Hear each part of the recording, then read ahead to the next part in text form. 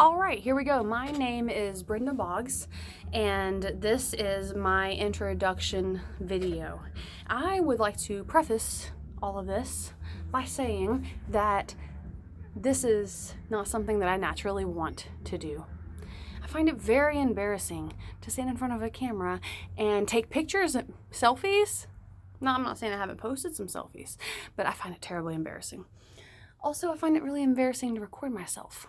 And I find it even more embarrassing to listen to a recording of my voice and to see all the stupid faces that I make.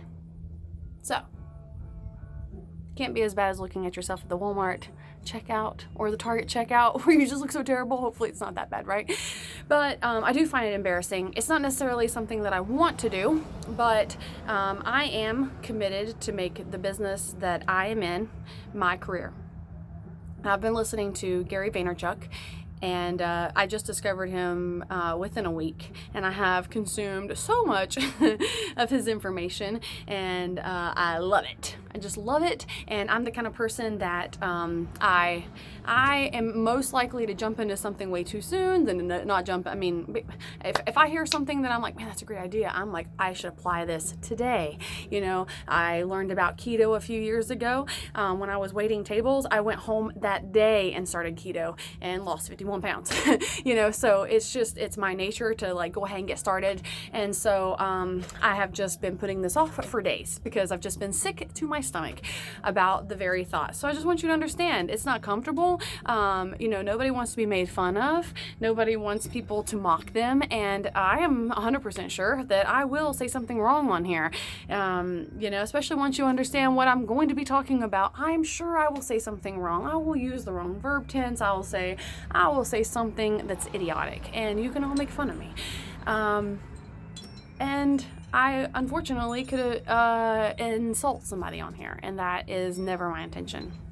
So maybe you'll treat me the way that I will treat you on the internet, and I usually don't bash people. I don't ever actually bash people, so maybe you won't kill me too much. So here's an introduction to who I am. My name is Brenda Boggs. I'm 31 years old. I grew up in Beckley, West Virginia. Yes, but West by God, West Virginia. That's where I'm from, and I am proud to be from West Virginia, and I'm thankful to be living here in North Carolina. See there, that's where it's at right there. So I mean, I've heard all the West Virginia jokes. Why did all the West Virginians move to North Carolina?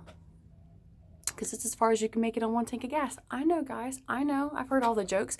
I like it when people come prepared with only one West Virginia joke, and then I throw a little bit more West Virginia jokes at them, like, ha, yeah, you don't got me, I got you. And then, you know, you have, I just like the West Virginia jokes. I like the trailer park jokes. I grew up in a trailer park in West Virginia, so that's even more stereotypical.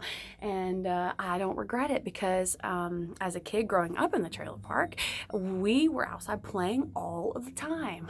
I had a lot of fun kids in the neighborhood, and we would ride bikes, and I think we spent so much of our time playing football and basketball and catching crawdads. And I did have a pair of rollerblades that I'd ride on the back road, but you know, yeah. So that's what we would do. On our way home from school, we would fight for, you know, we get off the school bus, and there was this yard that was like on the way to the trailer park, some house, and you know, I was thinking about it the other day. Out of all of the time that all the times we walked past that house, I never remember seeing the person who lived there, who owned it. Did they care that we played in their yard all the time? I don't know. Somebody lived there. I guess they must have been 100 years old and didn't come outside. I don't know. All I know is that we were always, I remember one time specifically, you know, being tackled, which was, you know, the everyday thing. So it wasn't unusual at all. Being tackled in that yard. We weren't playing football. It was just for fun. And then being stuffed like a scarecrow. Like, there were so many leaves in me. I mean, they, everywhere you could like shove leaves, that I was like walking home. That was a miserable walk, pulling all those stupid leaves out of my clothes. So that's kind of how I grew up.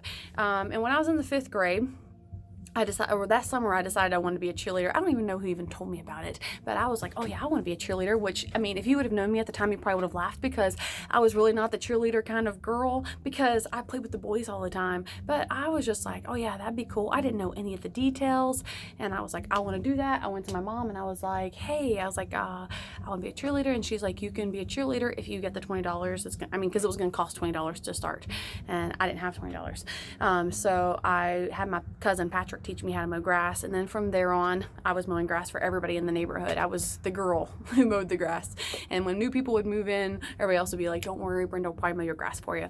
And so I did that all the way through high school, and even into college I was still mowing grass for people.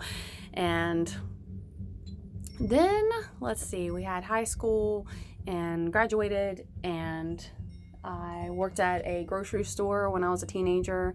It was called Eddie's Market down in Bradley. Stocked shelves there, and I was also a cashier.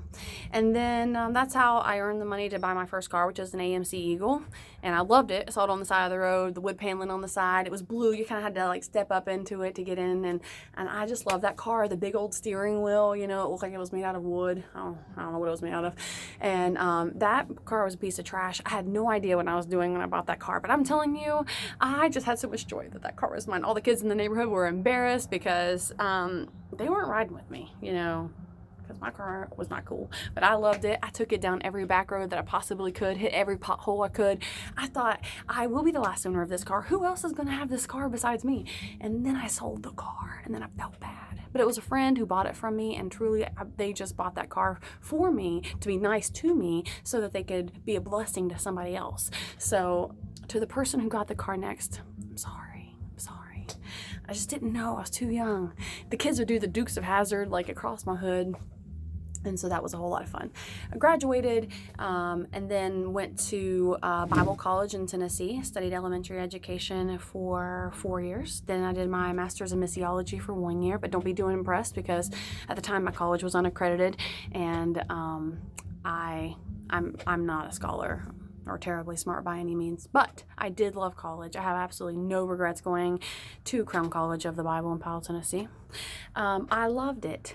And, I spent those 4 years twirling around like a top. I was just so excited that I was in college. If anybody was like, hey, you wanna? I was like, yeah, let's do this. I'm up at 5 o'clock in the morning. Not every morning by any means. Probably happened just a few times. But I'm up at 5 o'clock in the morning because somebody was like, you wanna go running with me? And I was like, yeah, I wanna go running with you.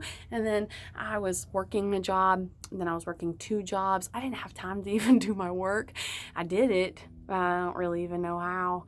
And then, but I was just so excited to be there, and I'd fall asleep. If I put my arm down, hello, I'm doing well, how are you? Oh, good. If I'd sit down on a bench and put my arm on my face on my hand, I'd fall asleep. I fell asleep everywhere I went. It was a really great and terrible time. So finished college. That summer I studied TESOL, T-E-S-O-L, teaching English to speakers of other languages. I've always loved international people, and I was part of the international ministry there, where we would actually go befriend international people who had just recently moved to the country, and we would teach them about American culture and about how to survive. And so that was a lot of fun. Probably my favorite people were my Cubans. They were just always like, Brenda! And I don't even know. They didn't speak English and I didn't speak Spanish. And it was just a whole bunch of charades. And do they really even understand why I was ever coming? I don't know, but I loved them. And they loved me, and we're still friends on Facebook. And I saw that they got their citizenship the other day, and I was just so proud of them. I was just so happy for them. So I did teaching English that whole summer, probably just to mark it off my list, because I haven't used it yet. I've tried a few times and has never worked out. So then that summer, everything comes full circle, right? I remember showing up at Crown College as a freshman thinking to myself, I would hate to mow this grass because they just have so much grass. And I thought, no, I'm not going to do it. Ever. I'm never mowing this grass. Well, then I find out, that they don't really even let girls mow the grass. And And so I was just like, well, there's no way I'm going to mow this grass, you know, because I just thought to myself, like, as soon as I saw it, I just remember thinking, I can't do this. I'm not mowing grass here. Well, then after I graduated, while I was doing TESOL classes during the day, I got a job as the first girl to work on the ground crew mowing grass. I'll tell you what, I didn't complain one time that entire summer because I asked for it. I asked for a job that a girl had never had there, and they gave it to me. And it was fun. It was really fun. I was really tan that summer because, boy, that was a hot summer, but it was good. So graduated, then went to Hickory, North Carolina, where my best friend Sarah lives, and I became great friends with another Sarah. We all three lived together, and I taught second grade for 2 years, which was great and fun, and then kind of went through a bad time, you know. I dated somebody who was the opposite of straight. Very unstraight, really. And when I found that out, I was devastated and took some bad turns and went back to West Virginia. I immediately regretted it. I usually am fine with like my decisions, you know, I make them and I'm like, I will live with it, you know, I decided that. But that was probably the first time I ever remember being like, what have I done? And it was like I was counting down the days when I moved to West Virginia. And then so here I am. You know, I mean, I've come to North Carolina. I went to college, experienced all these cool things. I've moved to North Carolina. I've lived with, you know, 2 great girls, and we've had all kinds of fun experiences. And, you know, I am living life. Here I've met this guy, and I'm going to marry him, and everything is going so fantastic. Sorry, my neighbor's calling me. Everything is going really fantastic. And then I find out, you know, he's unstraight, and I move back to West Virginia, and I get myself into what I would consider a bad situation. A situation that made me not happy. I was not happy doing what I was doing. A friend came along, helped me with that situation. I got into a better situation. I was living in what I would call prime property. Let me explain. So it's backwoods. I mean, it's not backwoods West Virginia, but I'm telling you, it looks like backwoods West Virginia. Behind my trailer was a creek, and it was very deep. There were 4 trailers in a line. Mine was, so all of them are like parallel, parallel, parallel, and then mine was like this. Perpendicular. And mine was perpendicular to those trailers. So in front of my trailer, I had a road that was very busy, and there was a rock quarry that was up past my trailer. So there was also an intersection there. On the other side of that very deep creek, there were railroad tracks, and there's an intersection there for the cars, the trucks. So, like huge rock trucks were always going by that trailer and like putting their Jake brake on right there because there was a stop sign. Wah, wah, wah, wah, wah, wah, wah, wah, wah. I mean, it was all the time. Then they'd go ahead and turn. When the train would come, I was so close to the tracks that it would shake my trailer. And then you would be able to, they blow the horn because there was the intersection. So then that stupid deep creek, that property, there had been a trailer there before, and it had been wiped out by water, a flood, and had been pushed down past the bridge, which you don't know where the bridge is, but it's 4 trailers up. Been pushed down by the bridge. They had to rebuild that ground, and then they put a trailer back on top of it. So my yard was falling into the creek all of the time. It made me sick. And then it would rain, and I've always been a little bit afraid of water because that's what my nightmares are made out of. And one time the water got all the way up. I mean, this is a deep, deep creek. The water got all the way up to where it was level with my yard, and it made me sick. And I was just like, Lord, I can't stay here.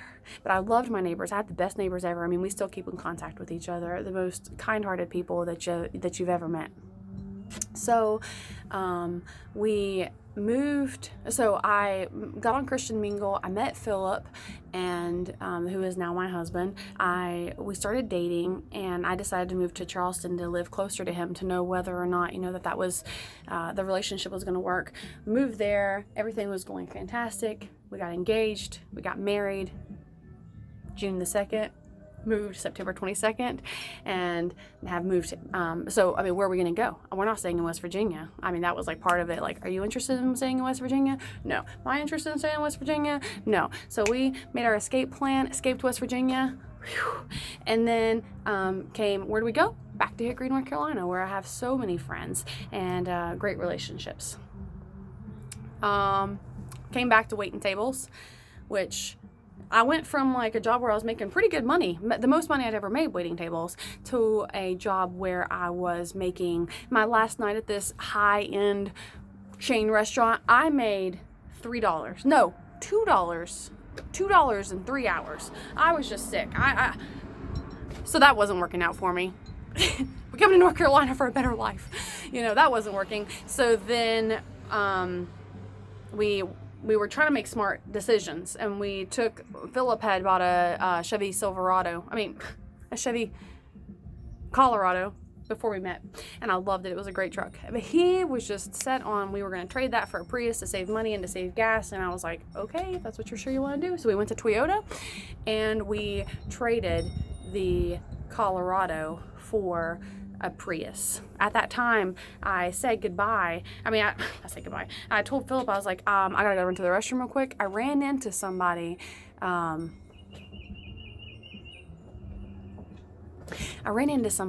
know what? My neighbors are coming, but I ran into somebody, got a job at Toyota, and now I'm selling cars. And I've been working this video for so long that I am not deleting this. This is the intro. Just stay tuned for more. Bye.